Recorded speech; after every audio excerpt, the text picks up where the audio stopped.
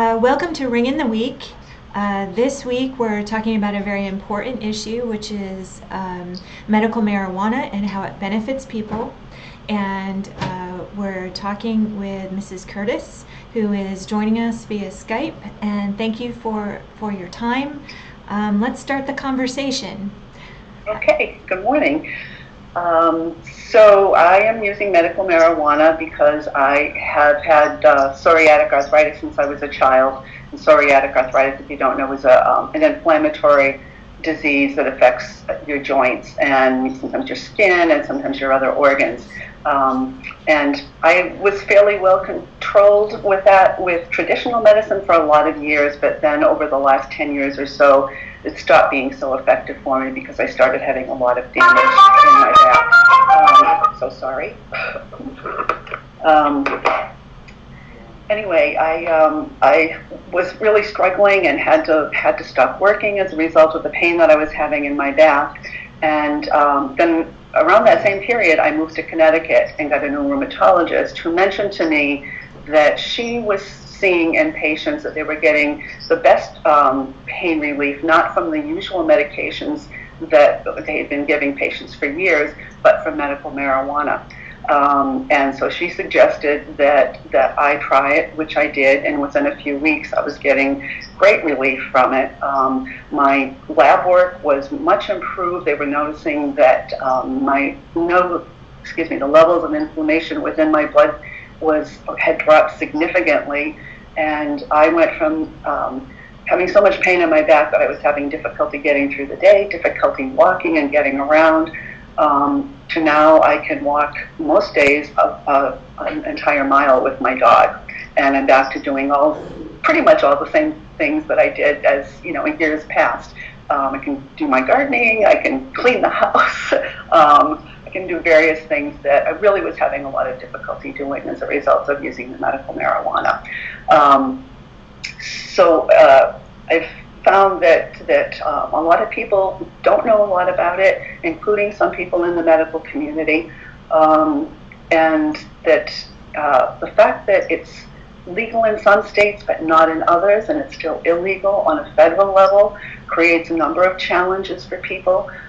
Probably the biggest one being that because it's not legal on a federal level, insurance companies don't have to have any incentive to cover the cost of the medication, which can be $200 to $300 a month, probably more for some people, which I'm sure in many, many cases make it prohibitive, that it's something that people can't necessarily afford. It's also a problem when you want to go travel across the country. The TSA, for example, does not allow people to bring marijuana on airplanes. So you have to make the decision about do you want to take a risk in carrying something that on a federal level is considered illegal in order to continue to have the medication that relieves your pain on a daily basis. And likewise, if you drive from a state where it is legal to a state where it's not legal, should you bring it with you? Or are you taking a big risk of being uncovered, if you will, by law enforcement and perhaps facing some very stiff consequences? So that, as I said, I would personally like to see it legal on a federal level for that reason, and because I think that with lobbying, eventually we could get insurance companies to cover the costs for people. And there's many, many people out there who could benefit the same way I have for a variety of diagnoses. Here in Connecticut, where I live, I believe there's 23 or 24,000 people who are currently using medical marijuana. And I'm sure in other states there are many more. And there are probably many, many people who don't know about it. But when you can get this kind of pain relief from something like marijuana, it's far preferable to being prescribed opioids, where you're going to have all kinds of side effects, which I don't have. I don't even get the munchies, which is really a nice thing. And, with all the problems that we're having in this country with opioid addiction, this just seems like such a sensible alternative. It's just really a shame that it's not available to more people, and that we have federal leadership who consider it, a moral failing to use marijuana, even when it's something that helps people function and helps people get through the day. Absolutely. I know that here in Georgia, we have passed legislation that makes medical marijuana legal for certain people, but there's no way for them to get that. It's not allowed to be bought or transported across state lines, so it virtually does nothing. And listening to the Republican gubernatorial runoff debate, they were saying that not enough research has been done about marijuana and its benefits, and I would dispute that. There has been much research done about the benefits of oils and marijuana usage, and it is beneficial.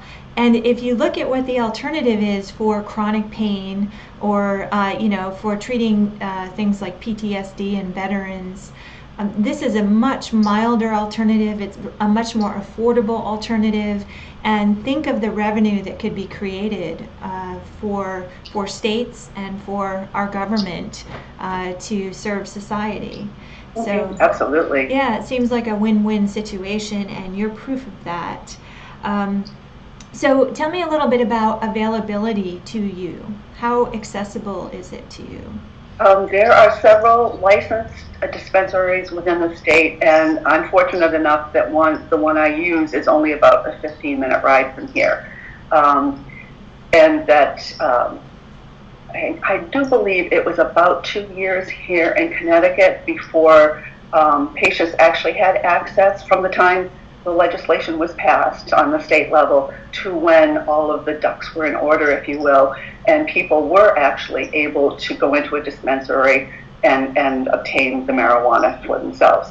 And I used to live in Massachusetts. I believe it was pretty much the same there, that it was 2 or 3 years between the time it was legalized to when patients could actually avail themselves of it. So apparently there's a lot of bureaucracy, I assume, that goes into making sure that that the dispensaries are properly run and properly licensed. And even as a patient, I had to be referred by my doctor to a specific doctor, and there's only 2 or 3 in the state, who is licensed by the state to do that next level of screening and to vouch that the patient does indeed have one of the qualifying diagnoses for use of medical marijuana. Insurance doesn't cover that, so that's $150 to $200 every year to go visit this doctor and be recertified every year. And then she has to vouch for you with the state, and you have to actually get a license from the state to be able to enter the dispensary, and that's another $100 a year. And of course, those expenses are not covered by insurance, so that's another expense that comes out of the patient's pocket. As I said, I'm fortunate enough that I don't have to go very far to get it. That's good. I think it's really crazy that this is even controversial, or that this is even an issue. I can't, I don't even know what the argument is against using marijuana as a treatment. I have seen no negative effects, but I have seen real life stories of people who are benefiting. Children who have seizures who benefit from medical marijuana, and there are a variety of situations. So I'm hoping that our legislators will follow through and see what the majority of people in this nation are demanding and in their districts, and follow through to meet the needs of people such as yourself. So I'm grateful that you're getting the relief that you need, that you found, you found a solution that works for you, and you live in a place where it is accessible to you, and I hope that we are able to do that for many more people. Thank you for taking the time to talk with us. Our time is up, but hopefully you can come back and maybe in the future tell us more about how things are going for you, and we'd like to stay in touch. Okay, my pleasure. Thanks for having me. Thank you. Bye. Bye-bye.